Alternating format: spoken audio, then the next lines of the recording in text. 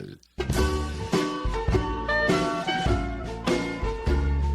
A partir de este momento, los invitamos a formar parte de esta mesa donde se componen y descomponen los problemas del país. RCR presenta Buen Provecho.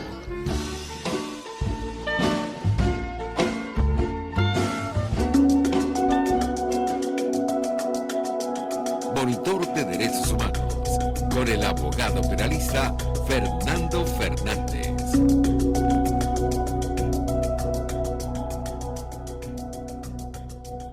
Buen mediodía y buen provecho. Les deseamos a todas las personas que nos escuchan. Les habla Fernando Fernández, director y moderador del Monitor de Derechos Humanos. Encantado de estar con ustedes. Seguidamente los créditos. En la dirección general de la estación, Jaime Nestares. La gerencia de producción, Wilixa Arcaya. En la producción del programa, Génesis Rodríguez. En los controles, Gregorio González. En la conducción, quien les habla, Fernando Fernández. Este programa se transmite en todas las plataformas digitales rcr750.com, rcr.tv y rcr750. En YouTube, rcr750. Esta es la radio que se ve. Monitor de Derechos Indígenas está involucrado también con el Monitor de Derechos Humanos. Estamos en las cuentas de Twitter, @dhmonitor, @fm_Fernández y @monitorindígena. Nuestras etiquetas son #MonitorDDH, #Observa-Atrocidades, #DH Pueblos Indígenas. En Instagram, @DHMonitor. Hoy miércoles 16 de noviembre de 2022, contamos con la compañía del doctor Alejandro Álvarez Iragorri. ¿Quién es Alejandro Álvarez?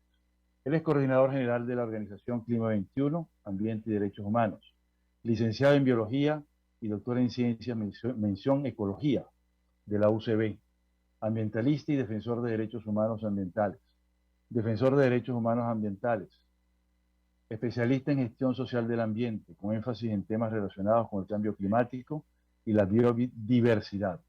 Ha sido profesor en el IESA, la Universidad Metropolitana, Universidad Pedagógica Libertador, Universidad de los Llanos Occidentales, Ezequiel Zamora, Universidad Experimental de las Fuerzas Armadas, Universidad Simón Bolívar y Universidad Central de Venezuela. Ha sido autor o coautor de 3 libros, 2 capítulos de libros, 5 artículos en revistas científicas y más de 20 informes técnicos. Mención especial 10ª de la edición del Premio de Derechos Humanos otorgado por la Embajada de Canadá en Venezuela y el Centro para la Paz de los Derechos Humanos, Padre Luis María Lazo, de la Universidad Central de Venezuela, el 22 de marzo de 2019. Ha obtenido también reconocimiento del Centro para los Defensores y la Justicia en diciembre de 2021. ¿Cómo estás, Alejandro? Bienvenido. Muy bien, ¿cómo está usted, Fernando? ¿Cómo están las cosas? Pues ven, las cosas están bastante mal con todos los conflictos que se oyen por allí, en Ucrania, en la invasión de Rusia, de ese país, y todas las derivaciones que tiene en el ámbito económico y también en el ámbito ecológico, ¿no? La destrucción que están causando las bombas me parece que es lamentable, que es terrible, ¿no? Aparte del daño en temas como, por ejemplo, el alimentario, ¿no? Que está sufriéndose mucho, sobre todo en países de África. Pero vamos a hablar de un tema en concreto, Alejandro, que es lo que hemos convenido, y luego vamos a variar un poquito con los temas conexos, ¿no? Vamos a hablar del Acuerdo de Escazú. ¿Tú nos puedes comentar de qué se trata? ¿De qué viene esto? Sí, el Acuerdo de Escazú es un acuerdo regional para América Latina y el Caribe que fue, digamos, discutido, trabajado y finalmente, digamos, firmado por distintos países de América Latina y el Caribe para llevar a cabo, poner en, vamos a decir, en forma legal, un punto de lo que era la agenda de Río de Janeiro, en el cual, llamaban el punto 10, en el cual dice, más o menos, palabras más, palabras menos, que el desarrollo sostenible puede alcanzarse mejor si las personas tienen acceso a la información en temas ambientales, acceso a participar en todos aquellos temas de su interés en temas ambientales y a su vez acceso a la justicia. Cuando ocurrió el evento de Río Más 20 en Río de Janeiro, algunos países se centraron y dijeron, oye, mira, ¿por qué no seguimos, digamos, el ejemplo que ya hizo Europa con un tratado para poder poner en práctica este punto de la agenda de Río Janeiro, y lo hacemos para América Latina y el Caribe. Varios países firmaron un convenio al respecto y durante 10 años estuvieron discutiendo al respecto. Hay que empezar a decir en este momento que en todo este proceso Venezuela no participó en ningún momento. Ya finalmente, hace 4 años, se logró llegar a un acuerdo con respecto a cuál iba a ser el documento final. Ese documento final además tuvo una adición extraordinaria, porque desde un principio las organizaciones de la sociedad civil latinoamericana quisieron participar en el proceso e incluyeron un tema que no estaba en su origen, que era la defensa de los defensores de derechos humanos ambientales y del territorio. Pero ¿por qué se incluyó? Porque América Latina es el continente más peligroso para defender derechos humanos ambientales y del territorio. Entonces se logró. Y en un principio había sus dudas y que se lograra el número de países firmantes en el tiempo necesario, pero se logró hace 2 años el número final con 13 y en este momento ya tenemos 14 países que han firmado este documento. Pero Venezuela sigue sin participar ni tomar en cuenta este acuerdo.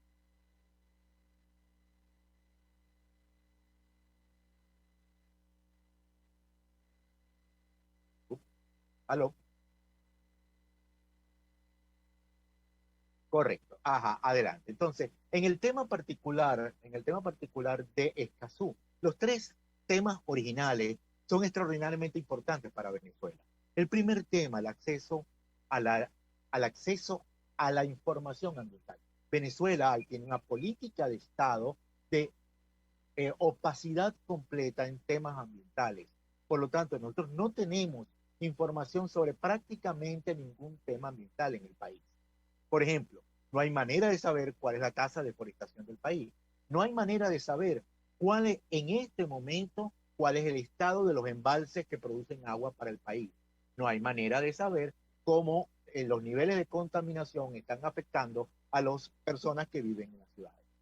Entonces, no tenemos acceso a esa información. Escazú garantiza y utiliza estrategias para lograr ese proceso.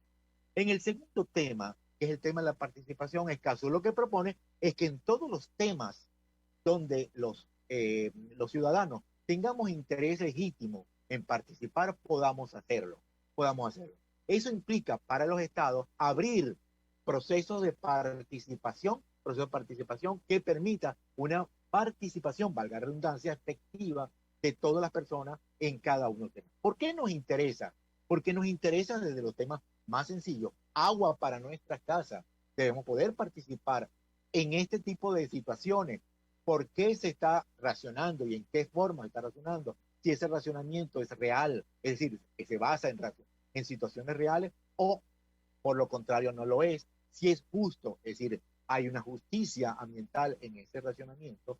Y otros temas tienen que ser ahora con el tema de cambio climático, cómo podemos participar en todas las acciones referidas a actuar contra el cambio climático.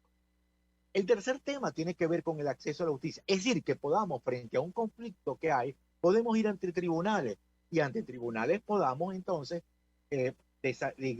desarrollar un litigio que nos permita, frente al Estado, lograr una reparación de un hecho en el caso de que los juzgados así lo consideren necesario.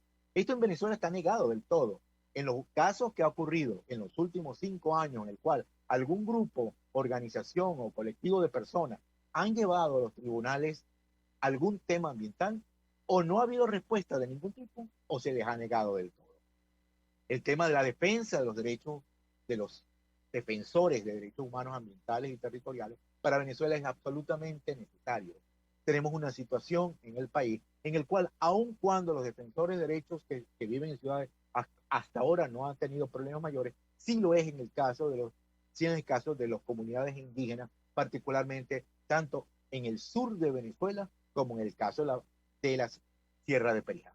Indígenas Yucpa en Sierra de Perijá, indígenas Pemón, e indígenas Yanomami, indígenas recientemente Jotuya, han recibido lo peor de este problema y en los últimos años más de 36 personas se han visto afectados y han logrado digamos, perdón, han logrado no, han sido asesinados en consecuencia por el efecto de la minería de oro en el caso del sur de Venezuela y en el caso de la minería de carbón y la ganadería en el caso de la Sierra de Perijá. Sí, la situación es dramática y entiendo pues que el derecho a la información es básico para tener información eh, sobre eventos importantísimos. Eso que mencionabas, el cambio climático, es decir, en qué medida un ciudadano común y corriente es parte o no del problema y es parte o no de la solución. ¿Qué tienes tú que decirnos sobre eso, Alejandro? Fíjate, en el tema del cambio climático es un tema extraordinariamente complejo y esa complejidad no es solamente complicación, es complejidad porque tiene muchos niveles en el cual se necesita procesar la información. Hay información técnica absolutamente a un nivel científico, que los científicos son los que tienen que aportar información e indicar procesos que podamos hacer. Hay procesos a un nivel político alto en el cual los países tienen que comprometerse, pero el cambio climático va a afectar cada una de nuestras comunidades. Estamos hablando de donde estás tú, donde estoy yo y donde está la señora Sí. Juana que está allá abajo. Y en esos casos nos va a afectar de manera, y nos está afectando de manera directa.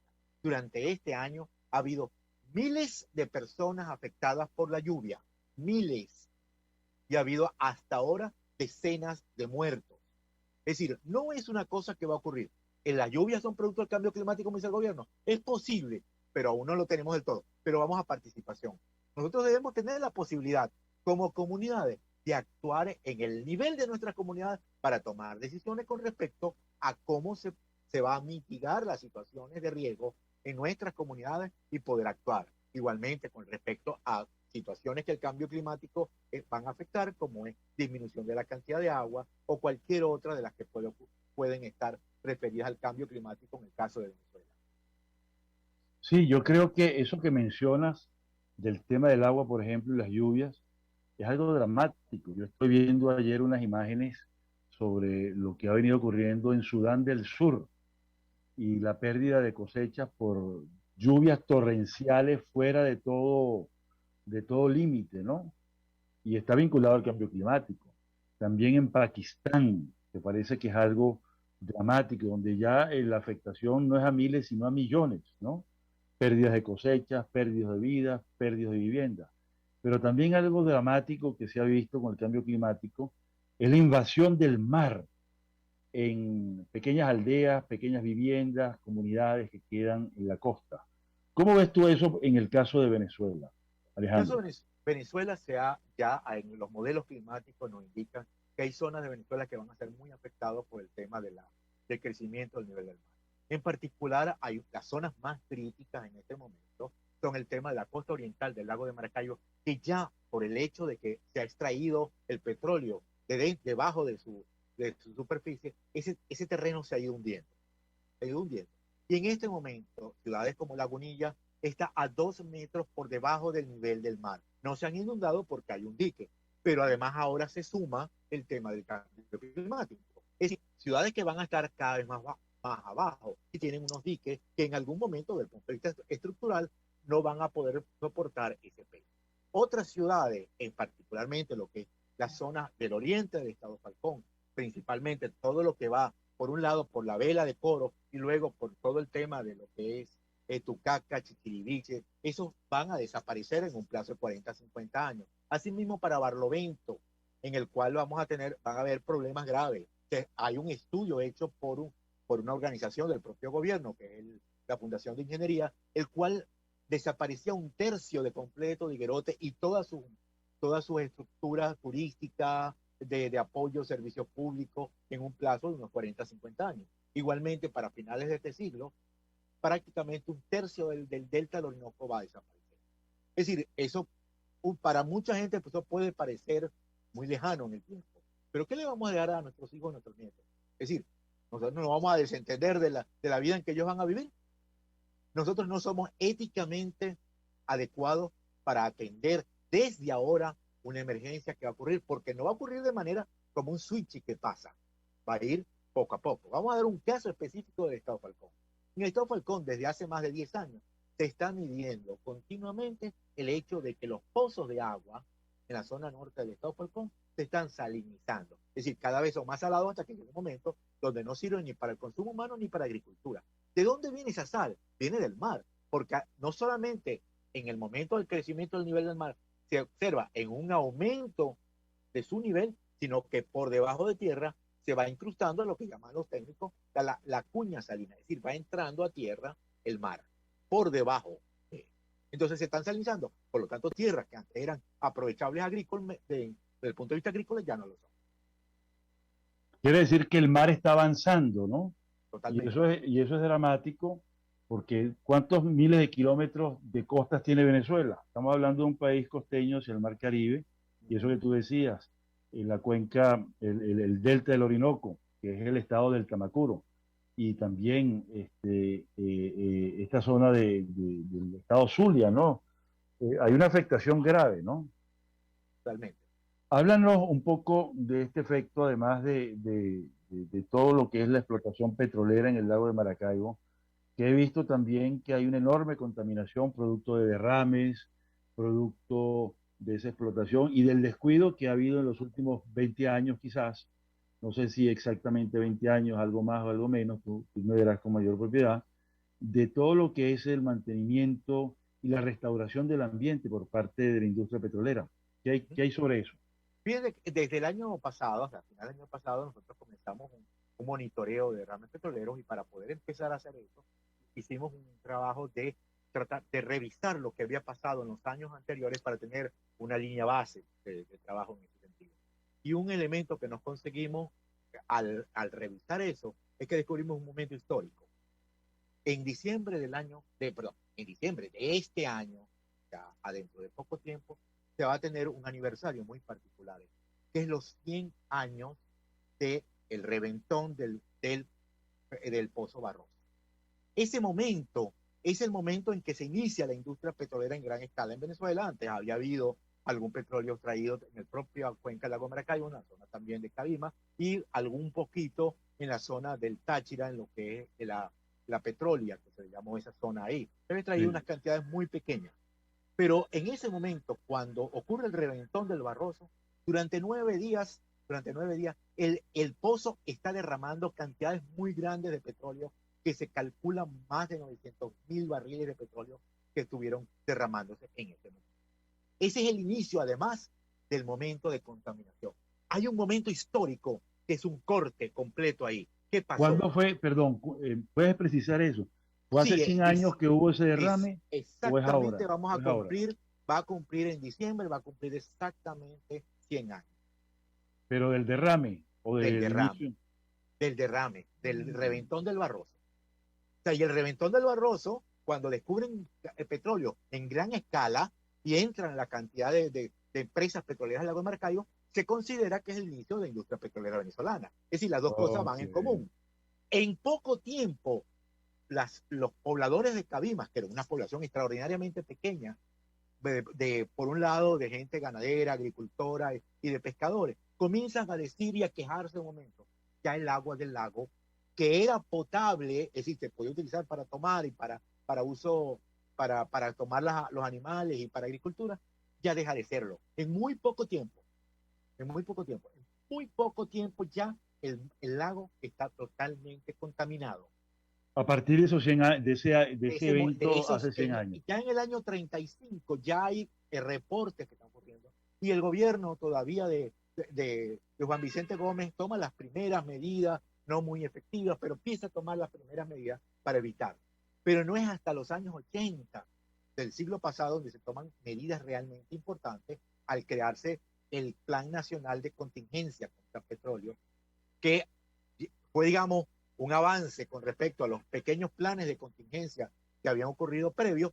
Acuérdense que en el año 74 ocurrió la nacionalización del petróleo, por lo tanto era una industria venezolana que intentaba proteger el ambiente venezolano. El ambiente venezolano. En el año 80 el Plan Nacional de Contingencia es un hito importantísimo y comienza a ocurrir. No deja de haber accidentes, hay 3, 4 accidentes importantes en ese periodo, en el cual están involucrados buques petroleros que tuvieron accidentes y derramaron cantidades importantes de petróleo, pero logró un cierto manejo de una industria tan riesgosa como la industria petrolera hasta lograr regularizar hasta cierto punto lo que estaba ocurriendo. Eso cambió totalmente a partir del año 99 y en los años 2000 comienza a ocurrir. Hay informes de PDVSA hasta el año 2016. En ese momento, para ese momento, el último informe de PDVSA habla de 50 derrames diarios, en su mayoría de pequeña escala. 50 diarios, es una barbaridad en cualquier parte del mundo. A partir de ese momento, no tenemos información en absoluto dado desde el Estado. En nuestro monitoreo, ¿qué hacemos? Simplemente tomamos lo que los medios de comunicación reportan y algunas denuncias en redes sociales. ¿Qué es lo que ocurre? Que solamente tenemos una pequeña muestra del todo. Porque ¿qué pasa? ¿Qué es lo que aparece en los medios de comunicación? Aparece lo que es noticia. Y lo que ocurre todos los días y lo que ocurre en pequeña escala no es noticia. Entonces tenemos solamente un dato de alrededor de 200 derrames petroleros al año, que es una fracción del origen. Pero tenemos dónde están ocurriendo y cuáles son los derrames de mayor escala. Lo primero que nos conseguimos es que la zona del Zulia, prácticamente el efecto es permanente. Los derrames ocurren todo el tiempo. Todo el tiempo. O sea, no hay momentos entre derrames. Hay derrames continuos. Está ocurriendo. Eso se debe a una cantidad enorme de kilómetros de tuberías que hay debajo del lago, entre pozos y entre instalaciones petroleras, en el cual están prácticamente abandonadas. Algunas están del todo abandonadas, son instalaciones ya que están en desuso, el cual están filtrando cantidades de petróleo que aún tienen adentro y el cual está derramando de manera continua. Y además de eso, eso tiene efectos gravísimos sobre todos los ecosistemas, sobre la vida y salud de las personas. Eso es lo que ya ha llamado recientemente en un informe del relator especial de derechos humanos ambientales y zonas de sacrificio. O sea, zonas que actualmente la población vive en condiciones que les afecta su salud y su vida de una manera grave, producto de la contaminación a largo plazo que ha ocurrido en esa zona, producto de una industria generalmente extractivista. Esa es la zona peor. Las otras zonas tenemos situaciones bastante importantes alrededor del centro refinador Paraguaná en Estado Falcón, alrededor de la refinería del Palito en el Estado de Carabobo y alrededor de la refinería de Puerto La Cruz. Hay un pequeño zona donde hay problemas en el delta, producto del movimiento de barcos en esa zona y de los derrames que vienen ya no desde Venezuela, sino desde Trinidad. Ahora, entiendo que más que el problema extractivo o de extractivismo propiamente dicho, el problema es que se ha abandonado el mantenimiento, ¿no es así? Se ha Claro, abandonado el mantenimiento. hay una industria que es una industria de riesgo. En todo el mundo una industria de riesgo, como son toda cantidad de situaciones en el cual hay una industria que su propia operación tiene unos riesgos muy importantes. Imagínense el extremo, la industria nuclear, el cual, por supuesto, se supone que tiene una cantidad de seguridades para evitar que ocurran daños, pero en el caso de que ocurra un daño, como fue el caso de Chernóbil, como ha ocurrido, como la Fukuyama en Japón y algunos más por ahí, los daños son extraordinariamente grandes. Ese es el extremo, pero aún así todas las industrias tienen niveles de riesgo. En el caso de la industria petrolera global, tiene todas partes y debe ser una industria absolutamente responsable que debe tener controles para evitar y en el caso que tenga, mitigar y además ser responsable con respecto a los daños, con respecto a aquellas personas que son afectadas. Es decir, debe responder por los daños y perjuicios que generen en terceros. Tercero, como es la legislación en cualquier país. La industria petrolera venezolana dejó de eso, dejó de realizar. O sea, nosotros hicimos una observación de un derrame petrolero importante que ocurrió hace 3 años en el caso de la refinería del Palito, que llegó hasta el Parque Nacional Morrocoy, en el cual, a partir de la observación de todo el proceso, nos dimos cuenta que nunca hubo un plan de contingencia. PDVSA no generó un plan de contingencia. Ya cuando el Ministerio del Ecosocialismo hizo algo como un plan de contingencia, ya el mal en gran medida estaba hecho, pero PDVSA no realizó ninguna acción y la acción en el momento, ya eso tiene que ser acción temprana. O sea, si ocurre un daño, la acción temprana es la que puede evitar el daño mayor. Y en el caso de un derrame que ocurre, a diferencia de un barco, en el caso de un derrame en tierra, el cual derrama hacia el mar, la acción es inmediata. se coloca inmediatamente con utilización de vehículos marinos, se utiliza una especie de malla que cubre la mancha, la confina, evita que se amplíe y posteriormente con bombas se extrae el petróleo ahí. Ese se hace inmediato, o sea, el mismo día, en las mismas horas después que ha ocurrido. Por lo tanto, nunca ocurrió eso. Nunca ocurrió ninguna comunicación por parte de PDVSA, que es parte del plan de contingencia. Nunca ocurrió una responsabilidad en ese ni en ningún otro caso. O sea, el plan de contingencia no existe. No existe. Bueno, estás hablando de cosas sumamente importantes, graves y trascendentes que a la luz del evento COP27 llama mucho la atención porque Venezuela estuvo allí presente y prácticamente se decía que la culpa era de los países desarrollados, pero vemos que un país como Venezuela también está involucrado en este asunto. ¿Qué piensas de eso? Es decir, lo que pasa es que ya a mí me resulta, yo no sé cómo decirlo, de una manera, es decir, el manipulación de los términos políticos con el fin Porque, de vamos a decir, quitar responsabilidad a Venezuela. Es decir, en el Convención Marco de Cambio Climático indica, y es un elemento político extraordinariamente importante, que existe una serie de países que tienen responsabilidades históricas con el tema del cambio climático. Eso es un hecho. Hay unos países que por sus características económicas tienen responsabilidad histórica en el cambio climático. Son aquellos que han contaminado más y han generado la mayor parte del cambio climático a lo largo de la historia de todos los últimos 100 años en el cual se ha ido midiendo el crecimiento del cambio climático. Eso es un hecho.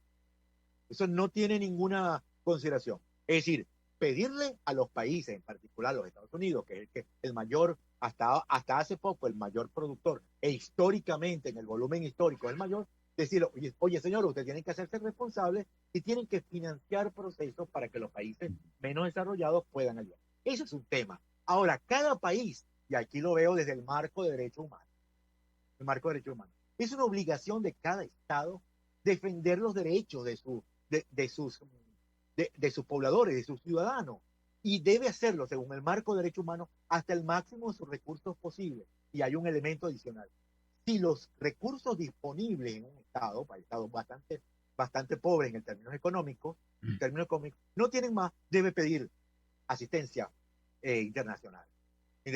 Si Venezuela es, vamos a llamarlo, víctima del cambio climático, la acción del Estado venezolano, en primer lugar, debe ser proteger a los ciudadanos de este país.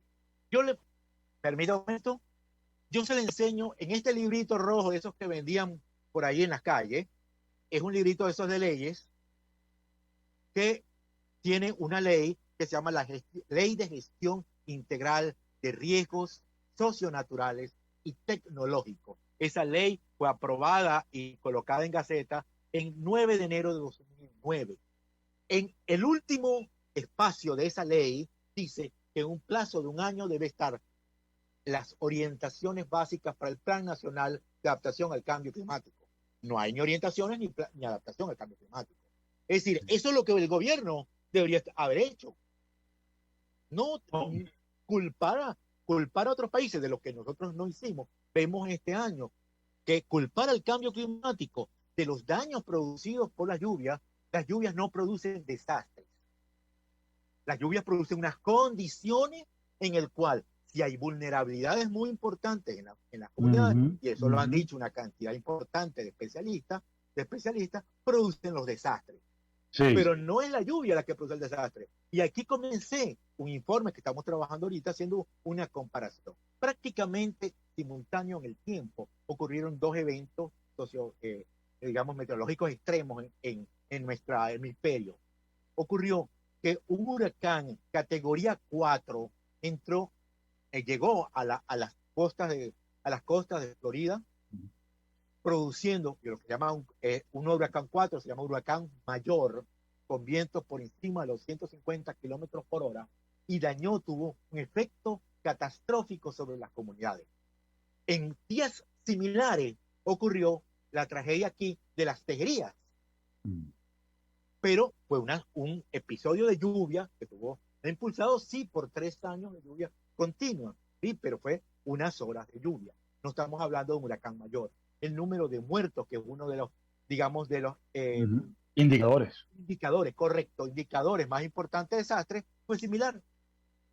Sí. Al lado de un huracán mayor, donde el propio gobierno de los Estados Unidos indicó hay una zona de desastre que al decretar zona de desastre movilizó recursos para eso.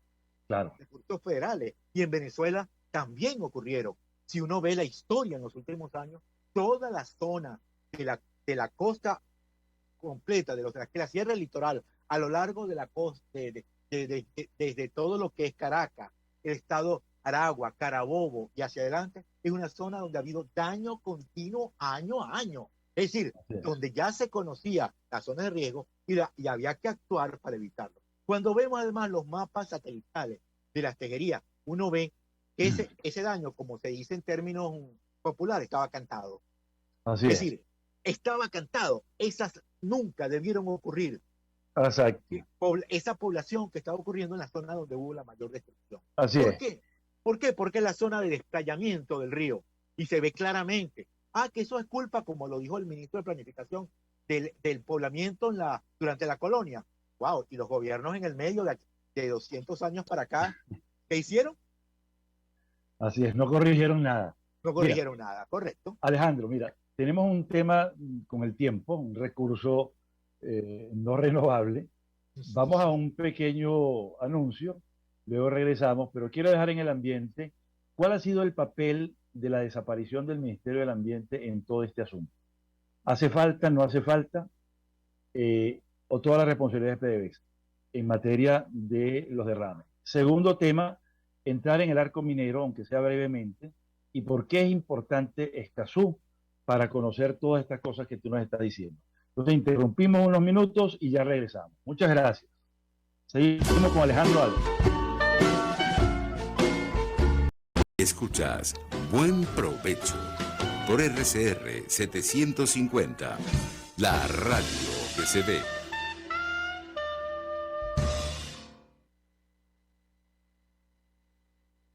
Sintonícenos a través de Periscope, @RCR750, la radio que se ve.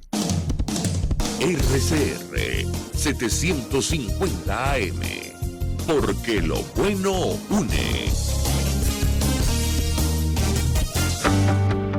Cuando hablamos de Honda, hablamos de Distasi Motors, el concesionario Honda que pica adelante en precios, condiciones y servicio. Todo el personal de Distasi Motors, tanto técnico como de atención, está actualizado, capacitado y certificado permanentemente para atender correctamente tu vehículo. www.distasi-honda.com.ve. Distasi Motors, tu concesionario Honda en Los Palos Grandes. Desde los sectores populares del país se escucha una clara señal. Es el radar de los barrios. Evelyn Martínez y la red de ciudadanos le invitan a identificar amenazas, ubicar soluciones y hacer seguimiento eficiente a las problemáticas de cada sector. Un espacio contra la polarización donde se construye de abajo hacia arriba y de adentro hacia afuera. El radar de los barrios, de lunes a viernes, a partir de las 10 de la mañana, solo por RCR 750 AM. Pluralidad contigo, respeto contigo, responsabilidad contigo, libertad contigo. Estamos contigo y punto. De lunes a viernes a la 1 de la tarde. Contigo, solo por RCR 750 AM, porque lo bueno une. RCR 750 AM, porque lo bueno une.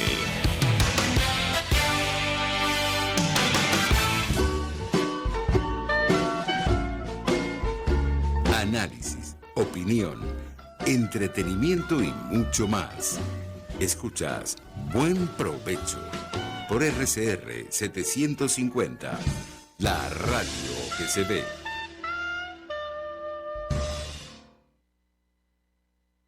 Estamos con Alejandro Álvarez, doctor en ciencias y destacado profesor universitario en los temas ambientales, dirigente de Clima 21, una ONG que se dedica a el monitoreo de los problemas ambientales. Quedaron en el aire dos preguntitas, Alejandro. El tema de cuál ha sido el impacto de la desaparición del Ministerio del Ambiente en todo este desastre ecológico, en temas de derrame petroleros, por ejemplo, ¿no? Y la segunda pregunta es, ¿qué papel juega el arco minero del Orinoco en este desastre ecológico que estamos comentando? ¿Influye o no influye? ¿Importa o no importa? Adelante, Alejandro. Lo primero, un muy conocido dirigente de una organización de derechos humanos dijo hace 4 años, cuando eliminaron el Ministerio del Ambiente, que ese no había sido una situación de reorganización administrativa de ningún tipo, que había sido un acto deliberado con el fin de eliminar una institución que hasta ese momento había actuado, no de manera perfecta, pero sí había actuado para lograr un ordenamiento del territorio venezolano, control de las situaciones que generan daño ambiental y otras situaciones en el cual producían efectos sobre la naturaleza y sobre las personas. Ese ministerio que había creado el año 75 era un obstáculo a ser eliminado. Por cierto, en el momento que ocurrió, solamente otro país de América Latina eliminó el Ministerio del Ambiente, el gobierno de Uribe. Por lo tanto, nos conectábamos perfectamente con un gobierno que este gobierno lo consideraba de extrema derecha. Entonces, el gobierno venezolano elimina y posteriormente crea el Ministerio de Costas. Una de las cosas que había estado ocurriendo históricamente desde antes de ese proceso es que se le habían ido quitando competencias cada vez más grandes al Ministerio del Ambiente y habían ido a parar al Ministerio de Turismo, al Ministerio de la Defensa y posteriormente, cuando se crea el Arco Minero del Orinoco, al Ministerio de Desarrollo Minero Ecológico, póngale bastantes comillas a eso, ¿no? En ese momento, el ministerio en este momento es un ministerio de manos atadas, un ministerio sin capacidades, sin competencias y sin profesionales. Es un ministerio totalmente ciego, sordo y mudo, por supuesto, como aquella vieja canción de Shakira, en el cual no tiene capacidades en lo absoluto para actuar en la situación venezolana. Uno ve los documentos, las actuaciones, los mensajes, las declaraciones que da el ministro, y uno ve que es un ministerio que parece no poder ver en absoluto la realidad venezolana y no poder actuar en ninguna de sus circunstancias.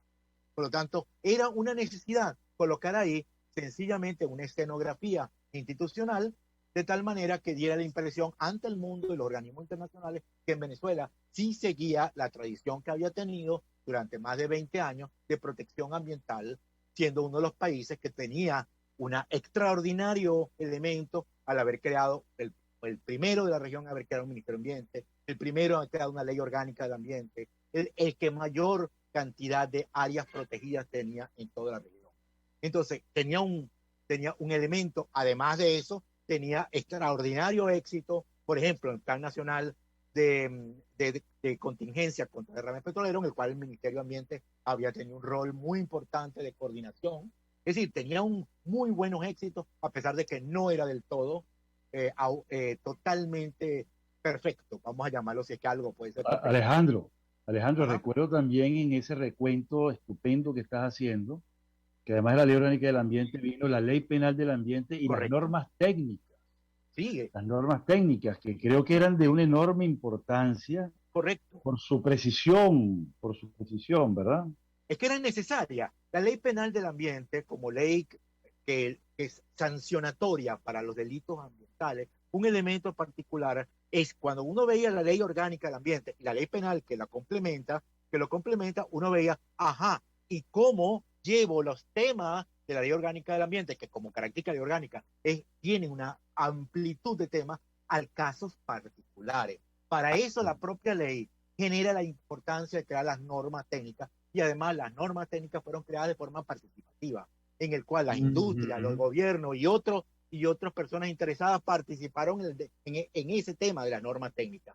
Por lo tanto, esas normas técnicas eran aceptadas por una cantidad de actores, a pesar de que nunca fueron perfectas y no lo fueron, pero eran, en cada caso, se podían utilizar como una norma muy clara para poder tanto a cómo debía actuar una empresa, como un juez podía decidir si un caso había sido un delito ambiental o no, porque las normas técnicas eran específicas. Recuerdo concretamente muchas cosas sobre las normas técnicas y cómo impedía daños mayores, porque tenía un concepto que era el daño permisible, que era un daño mínimo de intervención ambiental, y más allá de eso se incurría en un delito culposo con responsabilidad de las empresas en la restauración del daño. Correcto. Y hubo casos procesados y sentenciados y se restauraba el ambiente, que era lo más importante, ¿no? Yo creo que eso hay que rescatarlo. Fíjate, Alejandro, que me llama la atención que preparando esta charla contigo, esta conversación, estuve buscando en Wikipedia la memoria del Ministerio del Ambiente. Bueno, no hay una voz llamada Ministerio del Ambiente. ¿Qué te parece? No, claro. Eso de hecho, en todos los ministerios venezolanos llega un momento en que dejan de hacer las memorias y cuentas, y al no haber memorias y cuentas, no, realmente deja de haber ninguna capacidad de la ciudadanía venezolana de hacer contraloría de lo que está haciendo cada uno de estos organismos, de estas instituciones. Así es. Que tenemos, y eso por supuesto no podemos entonces decir, ya la última memoria y cuenta del Ministerio de Ambiente, que yo pude tener acceso a ella, decía cosas tan interesantes como que el propio ministerio decía en su propia memoria y cuenta que no había podido resolver ni siquiera un 30% de los temas de acueducto en Venezuela porque no tenía ni financiamiento ni tenía capacidad técnica para resolver los problemas que ocurrían.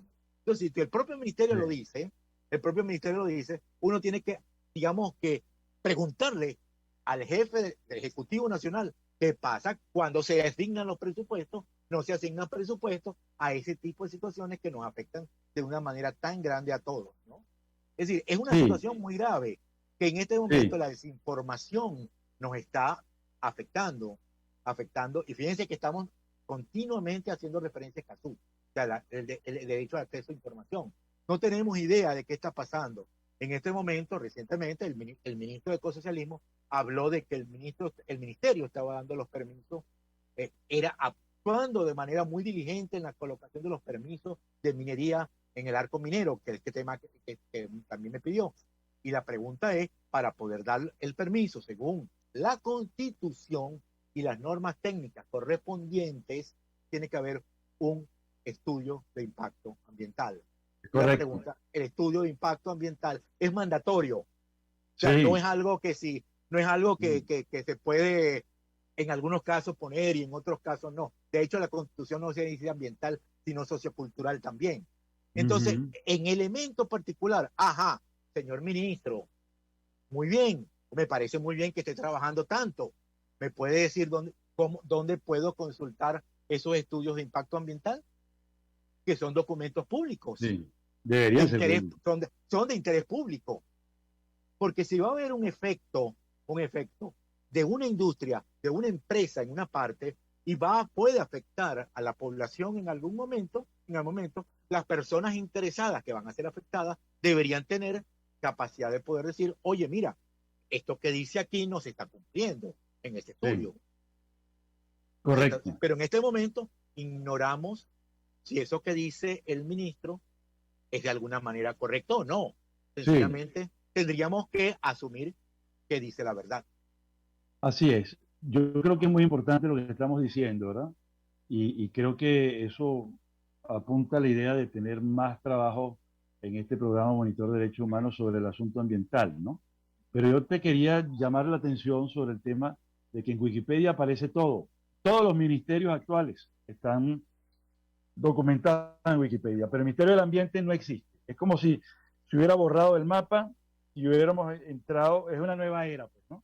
Así como la era cristiana. Es literal, es Es literal. así, es Cuando una estamos cosa buscando increíble. información histórica en Sí, Venezuela, gran parte de la información histórica fue deliberadamente borrada.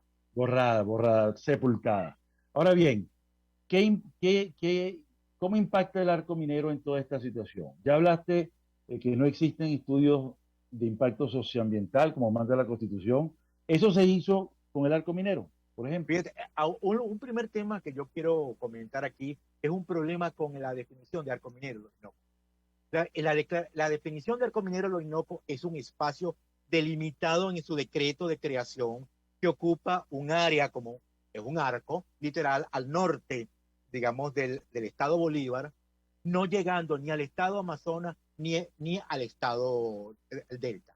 Es un territorio acá. Es un enorme territorio que ocupa el 12,12% del territorio nacional, pero alto. El arco minero no es más nada. Pero en este momento la minería aurífera en Venezuela está afectando toda la Guayana venezolana, parte del Delta, todo el estado Bolívar y todo el estado Amazonas. Eso es, todos ellos juntos, es el 40% del territorio nacional. Ese no es el arco minero. Cuidado entonces. ¿Qué pasa con el arco minero? El arco minero fue un cambio completo de las políticas del país, del extractivismo petrolero, que no fue demasiado bueno desde el punto de vista ambiental para los venezolanos, como a un extractivismo minero en gran escala. Pero hay unas cosas que no ocurren, los procesos no ocurren de manera pasando switches. Había ocurrido desde el segundo gobierno de Caldera un cambio en la mentalidad de los mineros cuando aquellos garimpeiros entraron a Venezuela. Sí, Los garimpeiros entraron de una manera totalmente desordenada y totalmente ilegal, entraron al país y comenzaron, bueno, en ese momento, en esa época, el gobierno nacional los obligó a retirarse de su país. Pero eso dejó en Venezuela una impronta muy fuerte de que la minería ilegal se podía hacer de cualquier manera. Ya en el 2011, el propio presidente Chávez dice que hay que crear el arco minero para ordenar la zona porque los delincuentes la están afectando. Es decir, ya él confiesa que no tiene control sobre la zona. ¿quién dijo eso, perdón? El presidente Chávez Ok. lo dijo en un alopresivo, donde él en ese momento delinea lo que posteriormente va a ser decretado como arco minero el Orinoco. Entonces, en ese momento empieza a ocurrir un proceso de cada vez desorden cuando el presidente Chávez produce ¿cómo se dice? Expropia las industrias extranjeras mineras en Las Claritas, en el sitio donde estaba la mina, es invadido por cantidad enorme de mineros ilegales que entran ahí y yo vi imágenes de videos donde los mineros estaban dentro de la propia mina actuando con la absoluta total abandono del gobierno, el cual lo abandonó del todo. Pero eso produjo una estampida, vamos a decir así, de minería ilegal que empezó en muy poco tiempo a ocupar. Ya había minería ilegal en esa zona, eso es la zona de los municipios Callaos y Ponte, en el estado Bolívar, pero pasa también a la zona más, no sé exactamente qué municipio, pero el municipio parte, el municipio Gran Sabana y los municipios al norte de Gran Sabana, comienza a entrar minería ilegal y posteriormente va a la cuenca del Caura y entra al Amazonas, afectando fuertemente a la zona del Parque Nacional en Yacapana y al sur de Venezuela, ocupando toda la zona sur de Yanomami, incluyendo el Cerro Chalbó. En Venezuela, en este momento, medido por, por el trabajo realizado por la Red Amazónica de Información Socioambiental Georreferenciada, RAIS, el cual hay organizaciones venezolanas que forman parte de esa red, 4.000 puntos de minería en el país, de los cuales son el 25% de todos los puntos de minería ilegal en la Amazonía, teniendo Venezuela menos del 16% de la selva amazónica. Entonces, en relación Venezuela, el impacto es durísimo. Generó, ¿cuáles son los impactos generados? Vamos a llamar primero impactos ambientales.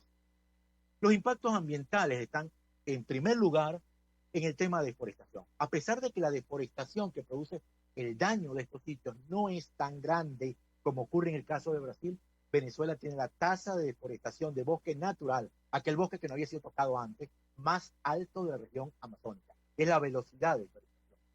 En segundo lugar, tenemos entonces una situación en la cual el efecto de la minería está produciendo cantidades de mercurio muy altos que están siendo vertidos al ambiente. Y ese mercurio que no está siendo atendido, a pesar que hay un decreto de prohibición absoluta de venta y utilización de mercurio. Eso no hay ningún límite a la cantidad de mercurio que se está vendiendo y usando en el país, produciendo daños sociales, ambientales y a la gente de una manera extraordinaria. El tercero es...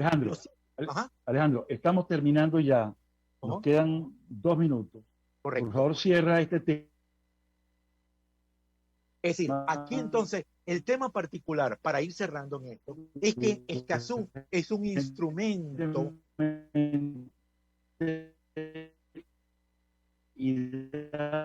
No puedo entenderte, Fernando. No te entiendo, Fernando. No entiendo la pregunta.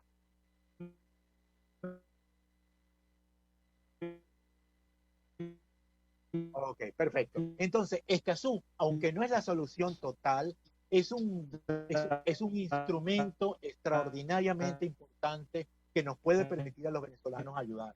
Un instrumento jurídico vinculante. Un instrumento jurídico vinculante que nos puede ayudar a todas las organizaciones de la sociedad civil a exigir al Estado información ambiental, de acceso libre, participación en los procesos y todas las situaciones. Piense que el decreto de creación de Arco Minero, entre sus exabruptos legales, está prácticamente prohibir el derecho a la protesta y a la participación. Y eso está en el decreto. Y entonces, el tercer elemento es que debemos poder ir hacia tribunales libres y justos que nos permitan entonces llevar eso y poder resolver esos problemas. El resto, los venezolanos que están en las zonas de esos sitios donde está toda la minería al sur de esto, están siendo masacrados. Debemos protegerlos. El Escazú nos ayudaría mucho en eso.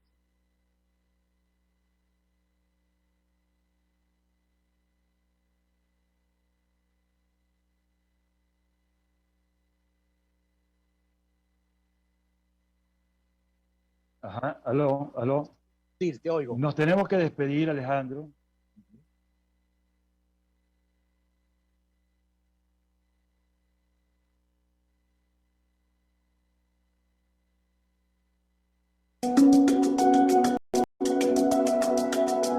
Monitor de Derechos Humanos, con el abogado penalista Fernando Fernández.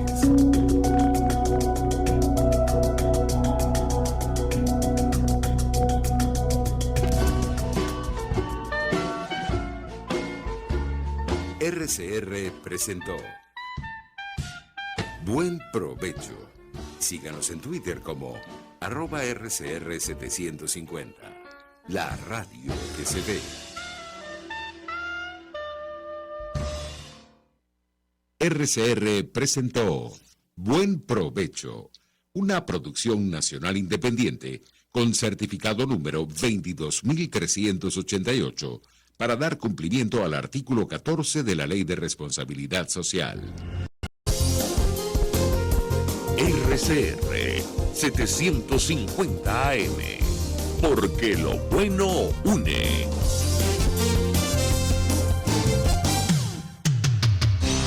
Antes de empezar el día, entérese de lo que acontece en el país junto a Pedro García Otero en Titulares de la Mañana, de lunes a viernes a las 6:30 de la mañana.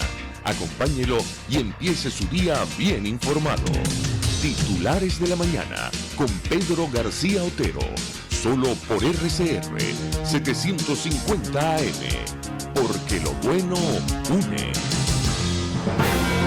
Mis amigos, quiero invitarlos a que me acompañen en vivo todos los días de 8 a 9 de la mañana a disfrutar de nuestro programa por todos los medios. Periodismo independiente, con nuevas ideas, nuevas opiniones, Nueva Venezuela y sus secciones. Dice mi vecina, está circulando y otro nivel. Corran la voz, no me fallen por todos los medios por aquí, por por RCR 750, la radio que se ve. Que se ve. La Academia de Ciencias Físicas, Matemáticas y Naturales presenta El progreso tiene su ciencia. Hoy presentamos Félix Pifano. Médico de vocación, pero naturalista de corazón. Ese fue el doctor Félix Pifano, pionero de los estudios de enfermedades tropicales en la década de los 40. Yaracuyano por nacimiento, tuvo una infancia ligada al campo.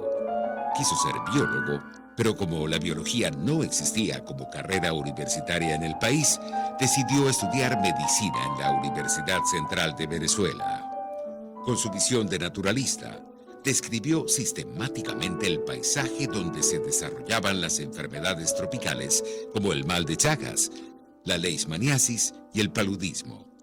Por ejemplo, el mal de Chagas estaría asociado a ambientes de sabana, mientras que la leishmaniasis, fundamentalmente, al bosque montano.